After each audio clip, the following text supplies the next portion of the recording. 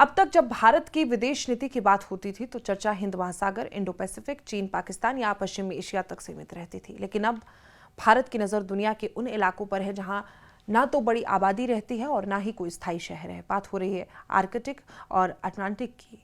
बर्फ से ढके ये दोनों ध्रुवीय क्षेत्र आने वाले दशकों में दुनिया की नई भू राजनीतिक और आर्थिक प्रतिस्पर्धा का केंद्र बन सकते हैं। यही वजह है कि भारत अब इन इलाकों में अपनी मौजूदगी, प्रभाव दोनों बढ़ाने की तैयारी कर रहा है। इसी दिशा में संसद के विदेश मामलों की स्थायी समिति ने लोकसभा में एक महत्वपूर्ण रिपोर्ट पेश की और इस समिति की अध्यक्षता कांग्रेस सांसद शशि थरूर कर रहे हैं। रिपोर्ट्स में ध्रुवीय क्षेत्रों से जुड़े 19 प्रमुख विषयों पर विस्तार से चर्चा की गई। सरकार को 29 महत्वपूर्ण सुझाव दिए गए। इन सुझावों का उद्देश्य सिर्फ वैज्ञानिक अनुसंधान बढ़ाना नहीं, बल्कि भारत की कूटनीतिक, रणनीतिक, आर्थिक और वैश्विक भूमिका को मजबूत करना है। सबसे पहले समझना जरूरी है कि आखिर आर्कटिक और अटलांटिक इतने महत्वपूर्ण क्यों है। आर्कटिक पृथ्वी का उत्तरी ध्रुवीय क्षेत्र है, जबकि अटलांटिक दक्षिणी ध्रुव।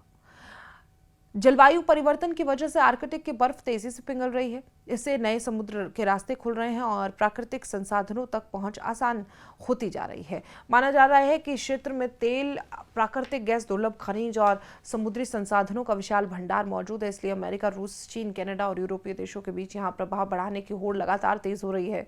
भारत भले ही इन क्षेत्रों का भौगोलिक हिस्सा नहीं है, लेकिन उसका मानना है कि जलवायु परिवर्तन, समुद्री व्यापार और वैश्विक अर्थव्यवस्था पर इन इलाकों का सीधा असर पड़ता है। अगर आर्कटिक में बर्फ तेजी से पिघली तो समुद्र का स्तर बढ़ सकता है और मौसम का पैटर्न बदल सकता है और इसका असर भारत के मानसून तक पर पड़ेगा। इसलिए भारत अब केवल वैज्ञानिक पर्यवेक्षक बनकर नहीं रहना चाहता, बल्कि नीति निर्माण और अंतर्राष्ट्रीय चर्चाओं में भी सक्रिय भूमिका निभाना चाहता है।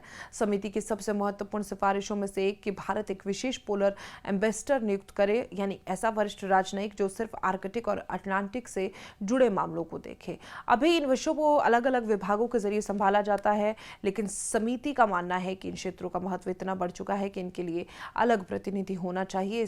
इससे भारत की विदेश नीति ज्यादा संगठित और प्रभावी बन सकेगी। रिपोर्ट्स में यह भी सुझाव दिया गया है कि भारत को आर्कटिक काउंसिल में अपनी भूमिका और मजबूत करनी चाहिए। आर्कटिक काउंसिल वो प्रमुख अंतर्राष्ट्रीय मंच है जहां आर्कटिक क्षेत्र से जुड़े पर्यावरण, विज्ञान, समुद्री सुरक्षा और विकास जैसे मुद्दों पर चर्चा होती है।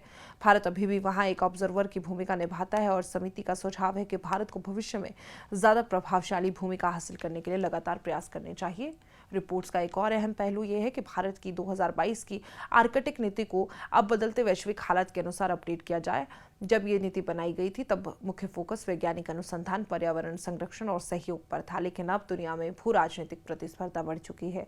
रूस यूक्रेन युद्ध, अमेरिका चीन की प्रतिस्पर्धा और नए समुद्री मार्गों के कारण आर्कटिक की रणनीतिक अहमियत पहले से कई ज्यादा बढ़ गई है। इसलिए समिति चाहती है कि भारत अपनी नीति में जियोपॉलिटिक्स यानी सामरिक और कूटनीतिक पहलुओं को भी प्रमुखता से शामिल करे और भारत खुद को ग्लोबल साउथ की मजबूत आवाज के रूप में भी स्थापित करना चाहता है, यानी कि एशिया, अफ्रीका और लैटिन अमेरिका जैसे विकासशील देशों के हितों को अंतर्राष्ट्रीय मंचों पर मजबूती से उठाना।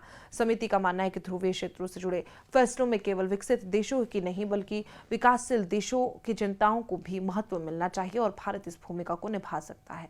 रिपोर्ट्स में भारत के नए रणनीतिक साझेदार मॉडल का भी जिक्र है। समिति ने सुझाव दिया है कि भारत जापान, दक्षिण कोरिया और सिंगापुर के साथ मिलकर 4 देशों का नया सहयोग ढांचा विकसित करें।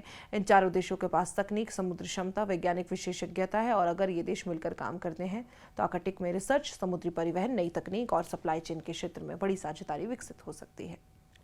रूस के साथ सहयोग को भी इस रिपोर्ट में विशेष महत्व दिया गया, खास तौर पर नॉर्दर्न सी रूट। नॉर्दर्न सी रूट को लेकर ये समुद्री मार्ग रूस के उत्तरी तट के साथ साथ आर्कटिक महासागर से होकर गुजरता है। जैसे जैसे बर्फ पिघल रही है ये मार्ग अधिक समय तक जहाज़ों के लिए खुला रहने लगा है और ये पूरी तरह विकसित होता है तो एशिया और यूरोप के बीच समुद्री व्यापार का समय काफ़ी कम हो सकता है और भारत और रूस लंबे समय से इस मार्ग पर सहयोग बढ़ाने की बात कर रहे हैं।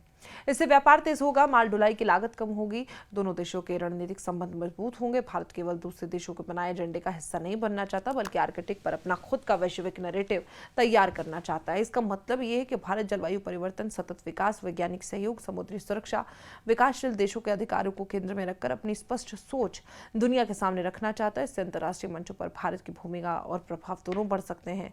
विशेषज्ञों का मानना है कि आने वाले सालों में आर्कटिक केवल बर्फ का क्षेत्र नहीं रहेगा, बल्कि ऊर्जा, व्यापार, तकनीक और भू राजनीति का नया केंद्र बन सकता है। और ऐसे में भारत अभी से अपनी रणनीति मजबूत कर रहा है, ताकि भविष्य की वैश्विक प्रतिस्पर्धा में उसकी भूमिका केवल दर्शक की नहीं, बल्कि एक महत्वपूर्ण भागीदार की हो। यानी अगर आसान भाषा में इसे समझे तो भारत अब सिर्फ हिंद महासागर की ताकत नहीं बनना चाहता, बल्कि दुनिया के उत्तरी और दक्षिणी ध्रुवों तक अपनी रणनीतिक मौजूदगी दर्ज कराना चाहता है।